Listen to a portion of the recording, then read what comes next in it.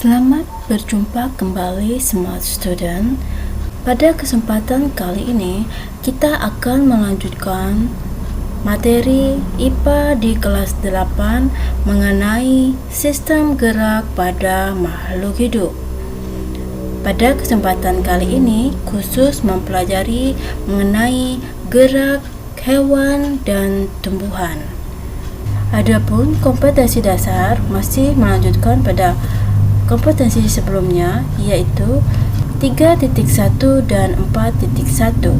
3.1 menganalisis gerak pada makhluk hidup, sistem gerak pada manusia, dan upaya menjaga kesehatan sistem gerak. Adapun kompetensi keterampilan yaitu 4.1 menyajikan karya tentang berbagai gangguan pada sistem gerak serta upaya menjaga kesehatan sistem gerak manusia. Pada pertemuan kali ini, tujuan pembelajarannya yaitu 1. Peserta didik dapat menjelaskan cara hewan di sekitar dapat bergerak. 2. Peserta didik dapat mengidentifikasi teknologi yang terinspirasi dari struktur dan fungsi pada sistem gerak hewan. 3. Peserta didik dapat menjelaskan perbedaan macam-macam gerak pada tumbuhan. Dan 4. Peserta didik mampu menganalisis sistem gerak pada hewan maupun tumbuhan setelah melakukan kegiatan pengamatan dan diskusi. Adapun manfaat dari pembelajaran kali ini yaitu membantu kamu memahami gerak pada hewan dan tumbuhan di sekitarmu, sehingga mendorong kamu mengembangkan teknologi yang terinspirasi dari struktur dan fungsi sistem gerak pada hewan dan tumbuhan. Subbahasan pada pertemuan kali ini yaitu mengenai sistem gerak pada hewan dan tumbuhan. Salah satu sifat makhluk hidup adalah bergerak. Hewan bergerak dengan berbagai macam cara. Misalnya, ada hewan yang berjalan, berlari, terbang, berenang, merayap, dan lain sebagainya. Hewan darat bergerak menggunakan otot dan rangkanya, terutama kaki. Ikan berenang menggunakan sirip, dan burung terbang dengan menggunakan sayap. Pertama-tama, kita bahas dulu mengenai gerak hewan di dalam air. Air memiliki kerapatan lebih besar dibandingkan udara. Air pula memiliki gaya angkat yang lebih besar dibandingkan udara. Namun, hewan yang hidup di dalam air seperti ikan memiliki massa jenis lebih kecil dibandingkan dengan lingkungannya. Oleh karena itu, ikan dapat melayang di dalam air dengan mengeluarkan sedikit energi. Ikan juga mempunyai organ khusus bernama gurat sisi atau linea lateralis. Gurat sisi berguna untuk mendeteksi perubahan arus dan tekanan air di sekitar ikan. Sebagian besar hewan yang hidup di air memiliki bentuk tubuh seperti torpedo. Bentuk torpedo ini bertujuan untuk memperkecil gaya gesek dengan air. Bentuk tersebut dapat memungkinkan tubuh ikan bergerak meliuk dari kiri ke kanan seperti ikan hiu, serta gerakan ke atas dan ke bawah seperti mamalia laut, yaitu paus atau lumba-lumba. Untuk memudahkan gerak ikan dalam air, hewan air atau ikan memiliki ciri-ciri yaitu diantaranya bentuk tubuh yang hidrodinamis atau disebut juga dengan streamline untuk mengurangi hambatan ketika bergerak di dalam air. Selain itu, memiliki ekor dan sirip ekor yang lebar untuk mendorong tubuh ikan dalam air. Memiliki sirip tambahan untuk mencegah gerakan yang tidak diinginkan. Memiliki gelembung renang yang dapat mengeluarkan gas dan berfungsi untuk mengatur gerakan vertikal, naik atau turun, dan memiliki susunan otot dan tulang belakang yang fleksibel untuk menggerakkan ekor ikan di dalam air. Pernahkah kamu melihat burung yang sedang terbang di udara bebas? Pasti pernah ya.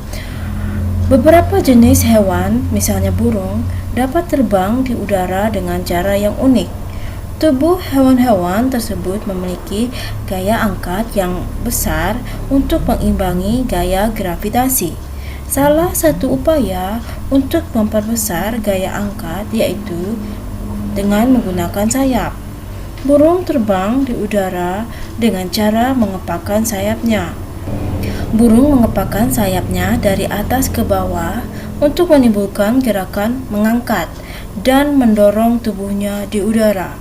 Prinsip cara terbang burung tersebut diterapkan pada pesawat terbang, khususnya pada pesawat terbang yang bersayap berbentuk aerofil.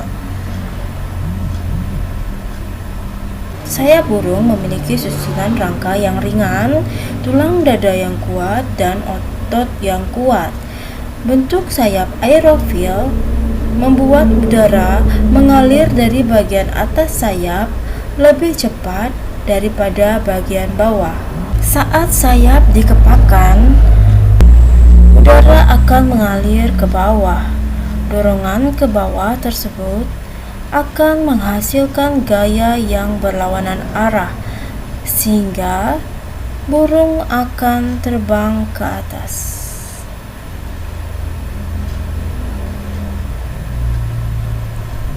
Selanjutnya kita ke gerak hewan di darat. Hewan di darat bergerak dengan berbagai cara, yaitu berjalan, berlari, melompat, dan merayap. Hewan darat memiliki otot dan tulang yang kuat. Otot serta tulang yang kuat tersebut digunakan mengatasi inersia atau kecenderungan tubuh untuk diam, serta menyimpan energi pegas atau elastisitas sehingga dapat melakukan berbagai aktivitas. Kecepatan gerak hewan di darat berbeda-beda karena dipengaruhi oleh perbedaan struktur tulang dan otot yang dimiliki hewan. Sebagai contoh, gajah dan kijang mempunyai gerak yang berbeda. Gajah memiliki tubuh yang besar.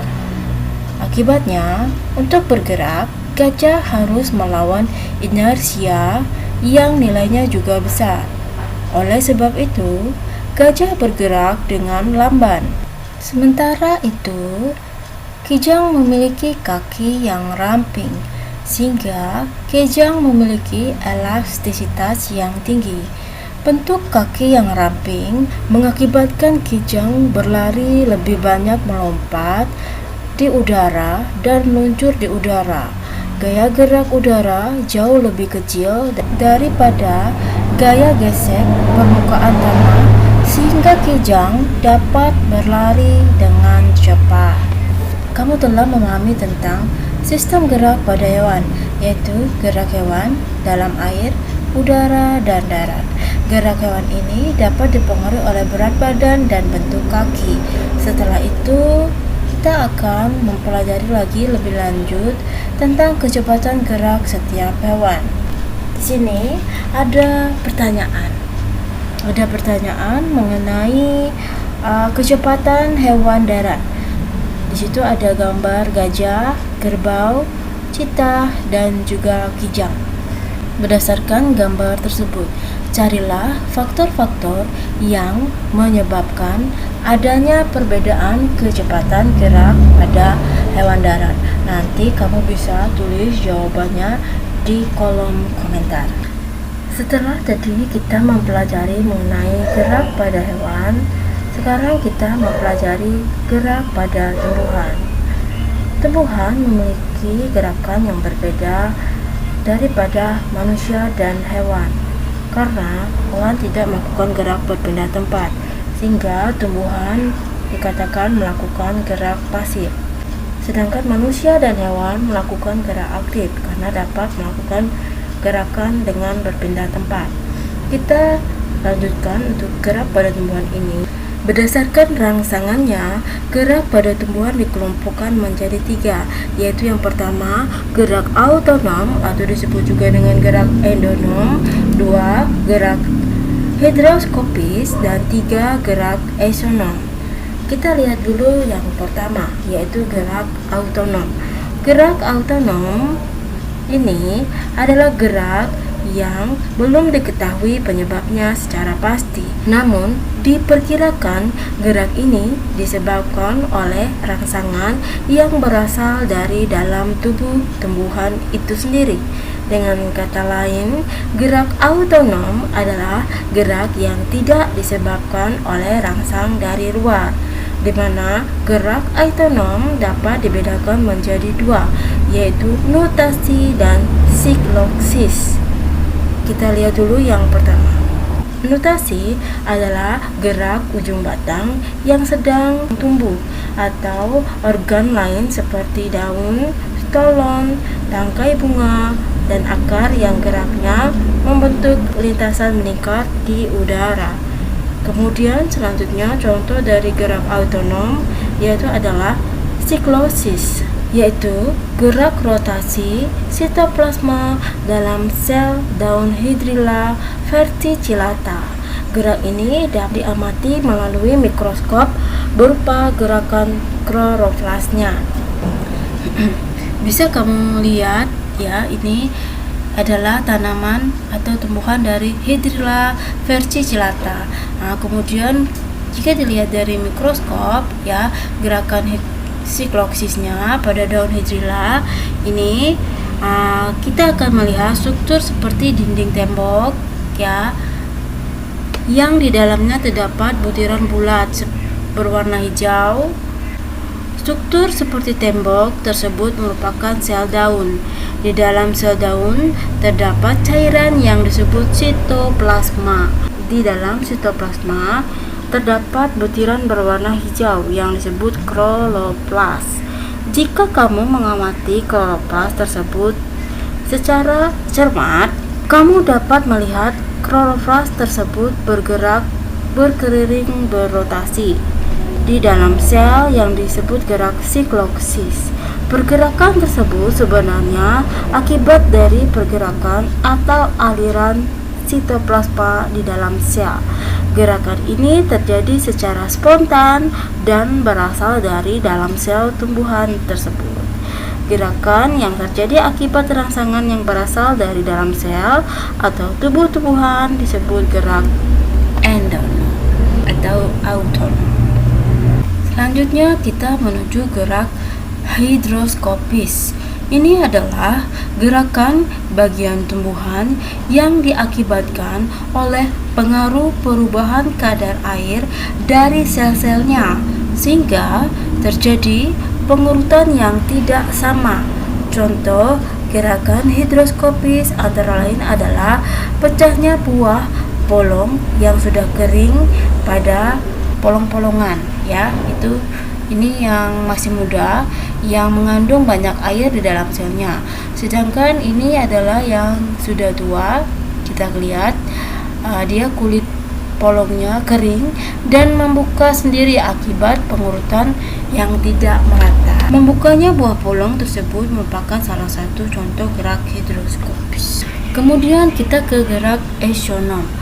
Gerak eksonom ini adalah gerak tumbuhan yang disebabkan oleh rangsang dari luar, misalnya cahaya, gaya gravitasi bumi, air, sentuhan, dan zat kimia. Contoh gerak eksonom antara lain adalah membuka dan menutupnya daun putri malu. Berdasarkan arah rangsangan dan arah tanggapan terhadap rangsang, gerak eksonom dibedakan menjadi 3, yaitu ada gerak nasti, tropisme, dan gerak taktis. Macam-macam gerak eksonom akan kita bahas secara lebih terperinci ya.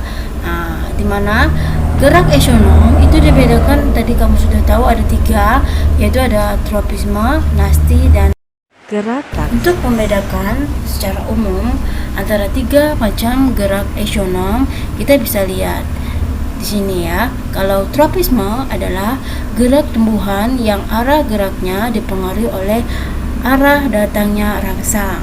Sedangkan gerak nasti ini gerak tumbuhan yang arah geraknya tidak dipengaruhi oleh arah datangnya rangsang. Sedangkan gerak taks, gerak berpindah tempat, baik salah satu bagian tumbuhan atau seluruh bagian tumbuhan. Ya, kita ke macam-macam dari gerak eksonom, yaitu yang pertama tadi adalah tropisme.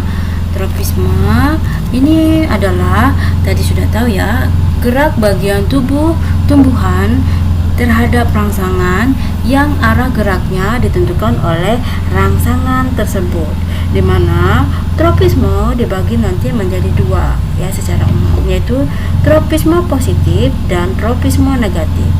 Tropisme positif adalah gerak tropisme yang menuju arah datangnya rangsangan. Sedangkan tropisme negatif adalah gerakan yang arahnya meninggalkan rangsangan. Kita ke jenis-jenis gerak tropisme, yaitu ada 5 di situ kamu bisa lihat. Yang pertama adalah fototropisme, 2 geotropisme, 3 tikmotropisme, 4 hidrotropisme, dan 5 kemotropisme. Ini akan kita bahas satu persatu. Kita bahas dulu yang gerak tropisme yang pertama tadi adalah fototropisme. Fototropisme disebut juga dengan heliotropisme. Fototropisme merupakan gerak tropisme yang disebabkan oleh rangsangan cahaya matahari. Umumnya, arah tumbuh-tumbuhan dipengaruhi oleh cahaya, khususnya cahaya matahari. Pertumbuhan-tumbuhan yang mendekati sumber cahaya disebut fototropisme positif, sedangkan pertumbuhan yang menjauhi cahaya atau menuju gelap disebut fototropisme negatif. Contoh dari fototropisme positif bisa kamu lihat di gambar ini, yaitu di sini ada tanaman yang diletakkan di tepi jendela, di mana sumber cahaya berarti itu didapat dari jendela, sehingga tanaman itu akan ujungnya ini akan menuju ke jendela. Contoh dari fototropisme negatif adalah pada Monstera spesies yang pertumbuhannya mendekati daerah gelap ya, atau juga akar biasanya memperlihatkan fototropisme negatif, meskipun nanti akar itu cenderung ke geotropisme ya dalam pertumbuhannya.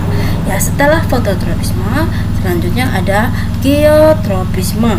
Geotropisme merupakan gerak tropisme yang mengikuti gaya gravitasi bumi. Geotropisme ini dibagi juga menjadi 2 macam, yaitu ada geotropisme positif dan geotropisme negatif. Geotropisme positif adalah gerak geotropisme yang arahnya ke bawah atau menuju pusat bumi. Misalnya, gerak ujung akar tumbuh menuju ke arah gravitasi atau ke bawah ya.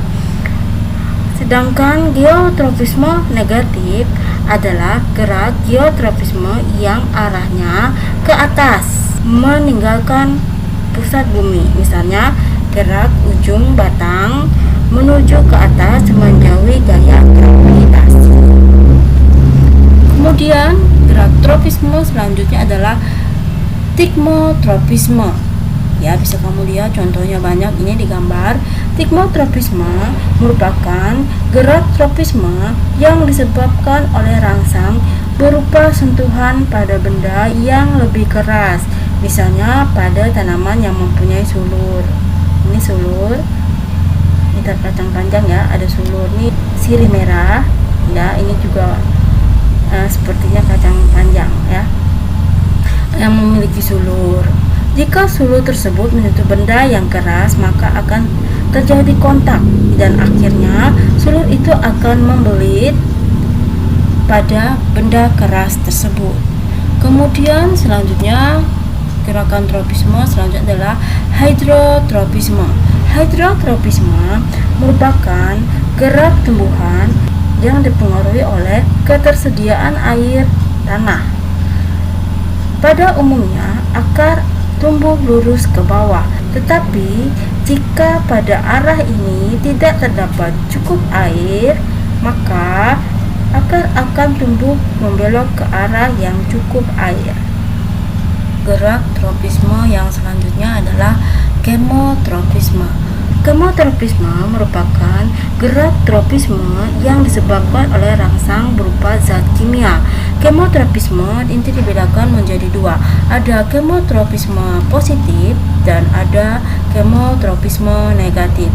Kita lihat dulu yang ini, kemotropisme positif. Ini adalah gerakan kemotropisme yang mendekati sumber rangsang. Misalnya ini kamu bisa lihat di gambar. Ini awalnya seperti ini, ada air. Ya, diberi air dan bagian sebelahnya diberi pupuk. Ya, kamu lihat akarnya menuju ke air. Setelah diberi pupuk beberapa hari, akarnya akan menyebar ke bagian yang di sebelahnya juga. Ini adalah kemotropisme positif, ya, menuju sumber rangsangnya. Kemudian selanjutnya ada kemotropisme negatif, gerak kemotropisme yang arahnya menjauhi sumber rangsang. Ya, contohnya seperti ini, kamu bisa lihat di gambar. Ini awalnya suatu tanaman yang berada di pot. Sebelahnya diberi air, yang sebelahnya lagi, bagian sebelahnya ini diberi air sabun. Setelah beberapa hari, ya akan menjauhi bagian yang diberikan oleh air sabun. Akarnya ini menuju ke air saja, ya. Selain itu, contoh dari gerak tropisme adalah kemampuan tumbuhan dalam bereproduksi, ya. Ini melibatkan proses penyerbukan, yaitu adanya peristiwa jatuhnya serbuk sari ke kepala putik.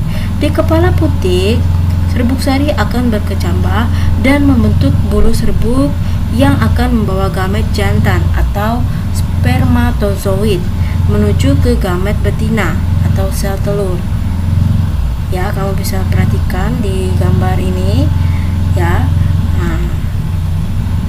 Gerakan bulu serbuk menuju sel telur dipengaruhi oleh zat gula yang merupakan zat kimianya yang dikeluarkan oleh bakal buah. Setelah kita ke gerak eksonom yang pertama tadi, yaitu gerak tropisme, kita lanjutkan ke gerak nasti. Gerak nasti ini dibagi menjadi beberapa jenis. Ada fotonasti, tikmonasti atau disebut juga dengan seismonasti, niktinasti, termonasti, kemonasti, hidronasti, dan nasti kompleks. Ya, kita ke gerak yang pertama dari gerak nasti adalah fotonasti. Kamu bisa lihat di gambar video tersebut, itu adalah tanaman bunga pukul 4 atau disebut juga dengan bahasa ilmiahnya Mirabilis jalapa. Ketika masih jam 3, itu jam 15.00, bunganya masih berkuncup. Kemudian setelah pukul 4, ya, biasanya dia akan mekar setelah pukul 4 bunganya, ya. Ini mekar seperti ini, ya. Jadi itu gerak nasti, ya, membuka dan menutupnya bunga, ya, pada jam-jam tertentu, ya. Setelah pukul 4 dia akan membuka bunganya sampai malam, seperti itu, ya. Nah, nanti besok paginya dia akan mengkuncup kembali. Ya, gerak nasti selanjutnya adalah tikmonasti atau disebut juga dengan seismonasti. Ini merupakan gerak nasti yang disebabkan oleh rangsangan sentuhan. Ya, seperti yang kamu lihat di gambar, ketika disentuh daunnya akan mengkuncup, ya. Ini disebabkan rangsangan berupa tekanan. Adanya sentuhan menyebabkan menutupnya daun putri malu.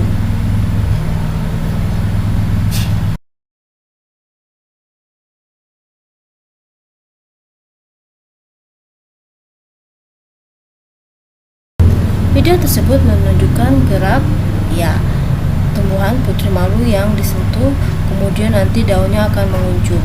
Setelah daunnya menguncup, beberapa saat kemudian daunnya dapat kembali terbuka, seperti yang kamu dapat saksikan di video tersebut.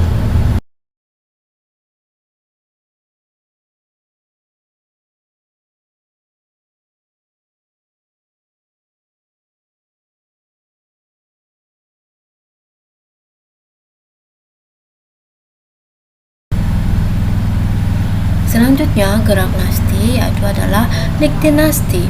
Niktinasi merupakan gerak nasti yang disebabkan oleh suasana gelap atau dikenal juga dengan gerak tidur.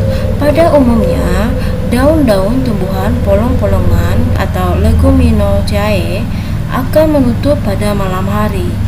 Daun-daun tersebut dapat membuka kembali pada pagi hari. Selain disebabkan oleh suasana gelap, daun-daun tersebut dapat terjadi akibat perubahan tekanan turgor di dalam persendian daun. Contoh niktinasi yang kamu saksikan di video tersebut adalah tanaman bonsai dari kaliandra ya. Tapi biasanya juga niktinasi ini dapat terjadi di lamtoro atau petai Cina ya. Malam hari dia masih melakukan gerak tidur niktinasi. Daun-daun tersebut akan membuka kembali pada pagi harinya. Selanjutnya dari gerak nasti adalah termonasti. Termonasti merupakan gerak nasti yang disebabkan oleh rangsangan berupa suhu. Contoh bisa kamu lihat di video tersebut adalah terjadi pada bunga tulip, di mana bunga tulip akan mengembang bila mendadak mengalami kenaikan temperatur dan akan meletup bila temperaturnya menurun. Selanjutnya dari gerak nasti adalah nasti kompleks. Nasti kompleks merupakan gerak nasti yang disebabkan oleh beberapa faktor sekaligus, seperti kadar karbon dioksida, kadar ion Ca, temperatur, cahaya matahari, zat kimia, dan air. Contoh dari gerak nasti kompleks adalah membuka dan menutupnya stomata yang dipengaruhi oleh cahaya matahari, zat kimia, dan air. Sekarang kita lanjutkan gerak eksionom yang ketiga setelah gerak tropisme, gerak nasti, yaitu ada gerak taksis. Akan gerak pindah seluruh tubuh terhadap rangsangan yang arahnya ditentukan oleh rangsang tersebut.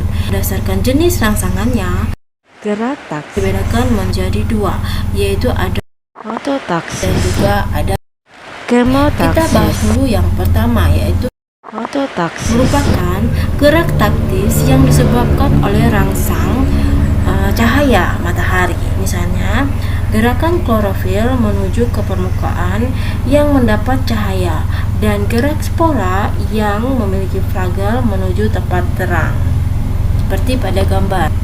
Kemudian ada kemotaksis, merupakan gerak taktis yang disebabkan oleh rangsangan kimia, dannya gerak spermatozoid, tanaman lumut dan tanaman paku menuju ke sel telur yang terdapat pada archegonium karena tertarik pada gula atau protein yang dihasilkan oleh archegonium. Kita sudah di akhir pembelajaran kali ini. Kita tadi sudah mempelajari gerak pada hewan dan tumbuhan. Jadi, hewan itu melakukan gerak aktif karena hewan dapat berpindah tempat, sedangkan tumbuhan melakukan gerak pasif karena tumbuhan tidak dapat berpindah tempat. Ya, semoga pembelajaran kali ini dapat dipahami dan bermanfaat. Dan jangan lupa untuk klik like, comment, and share serta subscribe channel ini untuk lebih berkembang. Sampai ketemu lagi di pertemuan selanjutnya.